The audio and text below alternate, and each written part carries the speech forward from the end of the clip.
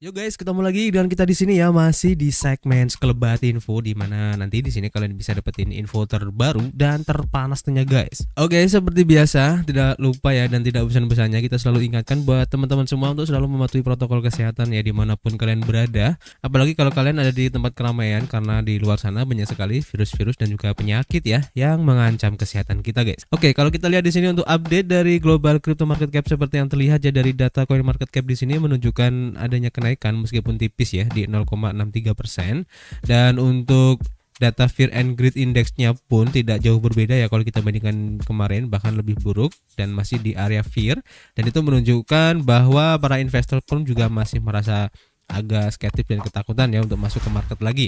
Dan itu terlihat dari pergerakan harga dari Bitcoin hari ini guys, dalam waktu 24 jam terlihat ya mengalami kenaikan meskipun tipis banget guys, dan bisa dibilang ini masih sideways menunggu kira-kira mau dibawa kemana ya untuk Bitcoin ini ya. Disusul juga kalau kita lihat di sini untuk Ethereum, sama pergerakannya tidak jauh berbeda, cuma berubah di 0,32% aja ya untuk penurunannya. BNB sama, untuk SRP ada kenaikan meskipun tipis di 3,6%, menyusul banding yang diterima oleh hakim ya yang dilakukan oleh SEC terhadap keputusan kemarin. Dan untuk Cardano, Dogecoin, Solana dan beberapa altcoin yang lain sepertinya tidak jauh berbeda kalau kita lihat ya perubahannya kalau kita bandingkan dengan Bitcoin. Dan ada Stellar ya atau XLM ini naiknya cukup lumayan guys. Dan kalau kita lihat di sini untuk perubahan yang terjadi ya dari pergerakan harga dari Bitcoin, terlihat di sini untuk chartnya ya, terlihat adanya sideways ya kalau kita lihat ya, dan masih bertahan di harga 26 ribuan, tepatnya di 26.115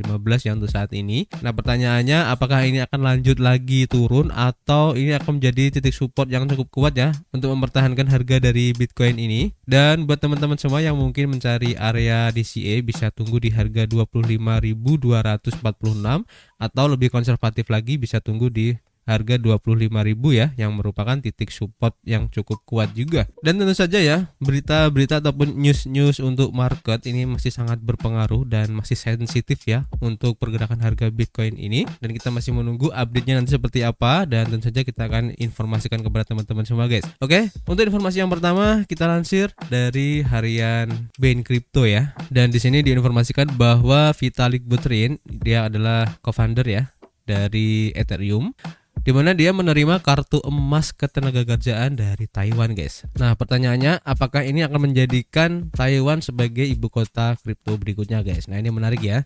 Jadi kartu emas ketenagakerjaan adalah program visa khusus yang dirancang untuk menarik talenta asing ke negara tersebut.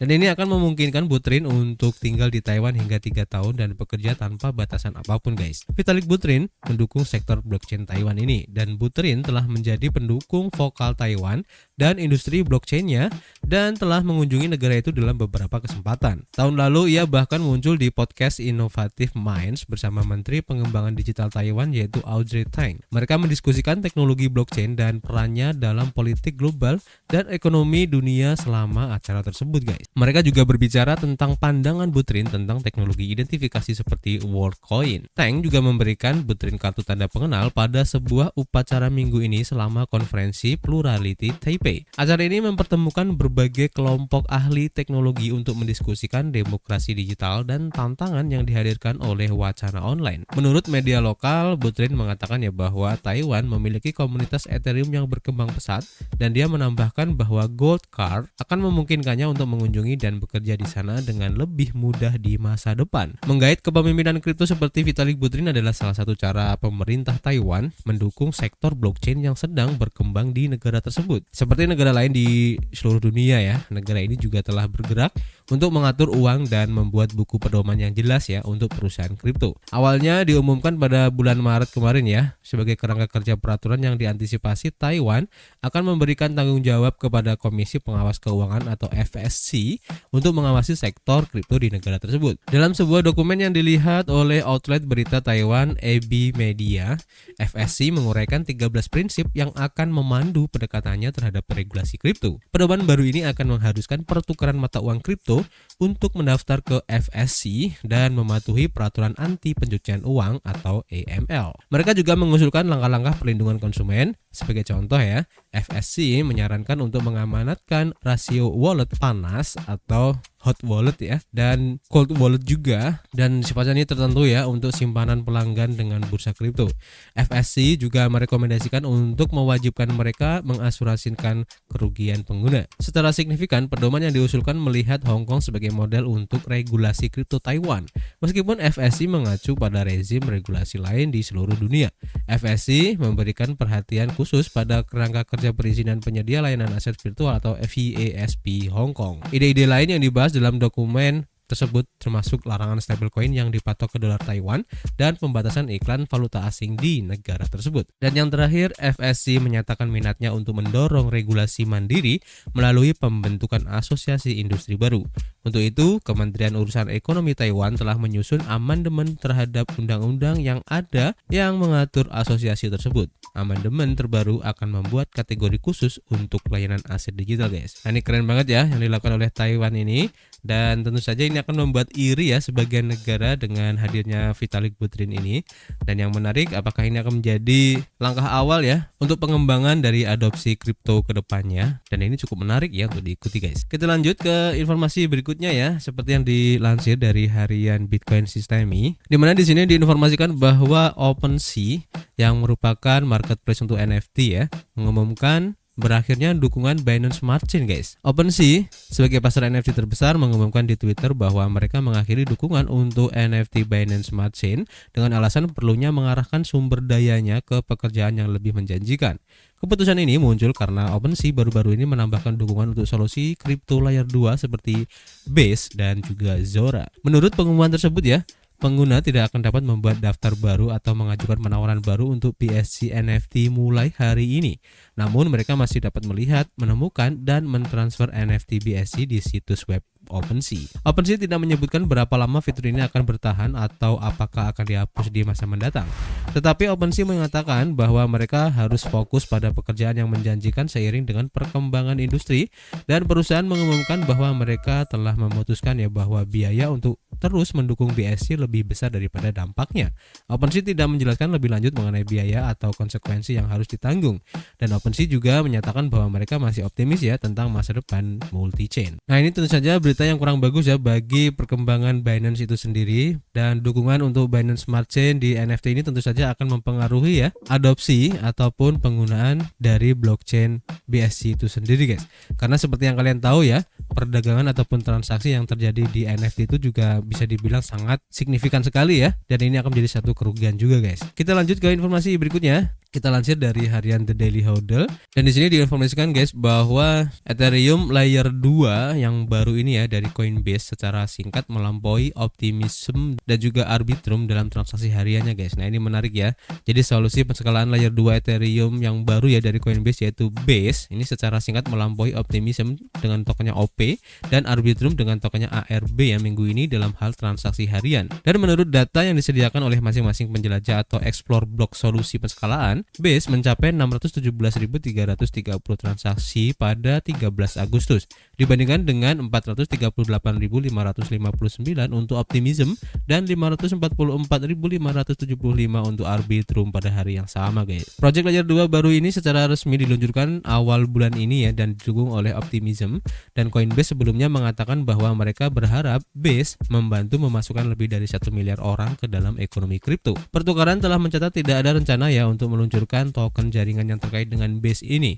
Project ini dirancang agar kompatibel dengan Ethereum, Ethereum Layer 2, dan blockchain Layer 1 alternatif. Token asli Optimism yaitu OP diperdagangkan pada harga $1,38 pada saat penulisan. Aset kripto yang berada di peringkat ke-42 berdasarkan kapitalisasi pasar ini turun hampir 1,5% dalam 24 jam terakhir dan lebih dari 13% dalam 7 hari terakhir. Token asli Arbitrum yaitu ARB diperdagangkan sekitar $0,987 ya pada saat penulisan, dan aset kripto peringkat ke-39 berdasarkan kapitalisasi pasar ini turun hampir 5,75% dalam 1 hari terakhir dan hampir 18% dalam 1 minggu terakhir. Jadi menarik, guys, mengikuti perkembangan dari Base dari Coinbase ini, guys, dan memang kalau kalian melihat di beberapa website analitik ya, bahwa di situ tercantum ya untuk perkembangan dari ekosistem Base ini sangat cepat sekali guys. Bahkan banyak token-token yang lahir di jaringan Base ini dan naiknya itu sangat signifikan sekali guys.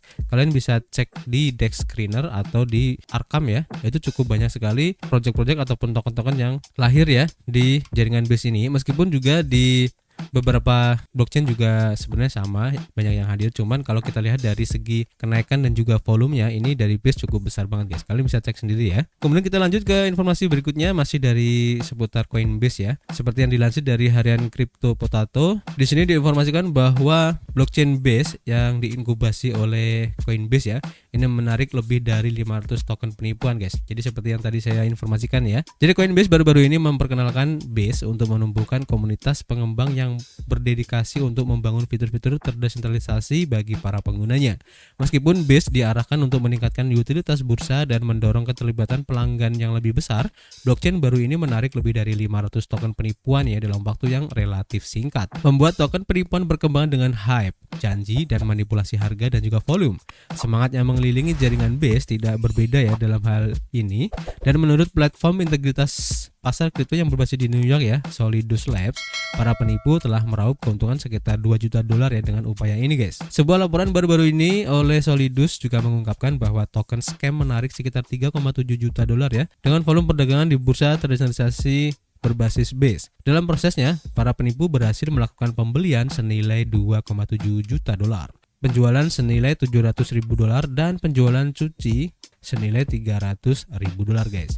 Jadi para penipu ini menggunakan salah satu dari dua metode tersebut untuk mendapatkan keuntungan dari skema mereka. Dengan cepat menarik semua likuiditas dari pasangan DEX mereka ya setelah sejumlah besar pengguna berinvestasi dengan total 1,7 juta dolar atau menghasilkan koin baru dalam jumlah yang sangat banyak melalui pencetakan atau minting dan kemudian menjualnya, menyebabkan pasangan DEX kehilangan cadangan Ether sebesar 300.000 dolar. Selain adanya ratusan koin scam, para peneliti di Solidus juga mengamati mata uang kripto yang digembar-gemborkan dan diperdagangkan secara penipu yang berhasil mencapai Base antara pertengahan Juli dan debut publiknya pada bulan Agustus. Daya tarik Base masih sedikit ketika pertama kali dibuka ya untuk para pembangun atau developer, tapi orang-orang seperti Project Balt ya memicu masuknya modal dan pengguna secara tiba-tiba, dan kegilaan awal seputar meme coin ini mendorong harga di 4 juta % dari penerbitan dan menarik lebih dari 68 juta dolar ya dari para pedagang guys. Pencipta dari token Balt utamanya telah meraup lebih dari 5,2 juta dolar setelah memunculkan token di X dan memompa harganya di bursa terdesentralisasi berbasis Base yang disebut Lead Swap.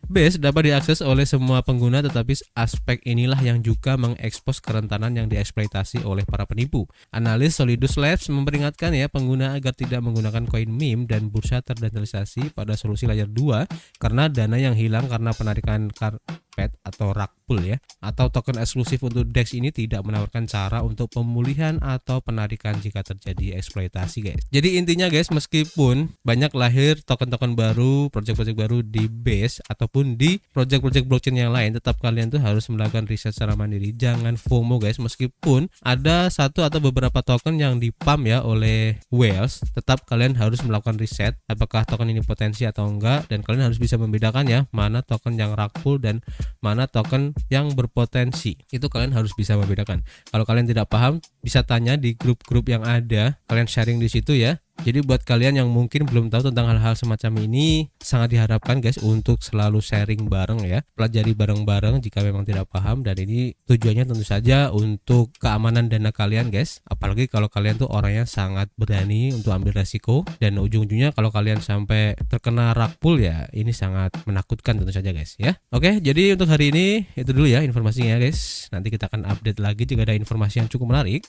dan tentu saja kita masih menunggu ya kritik dan saran kalian di kolom komentar. Nanti kita bisa ngobrol banyak di dalamnya. Dan yang pasti guys, kita akan ketemu lagi di informasi berikutnya. Peace.